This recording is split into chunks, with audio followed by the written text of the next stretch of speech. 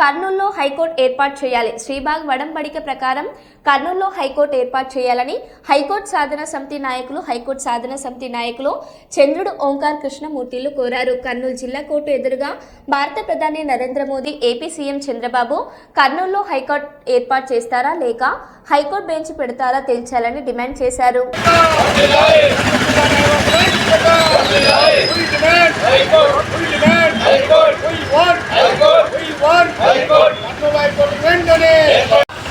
అధికారంలో వచ్చే ముందు చంద్రబాబు నాయుడు గారు మేనిఫెస్టో నంబర్ 1 పెట్టాడు. కర్నూలుకు హైకోర్టు ఇస్తానంటారు.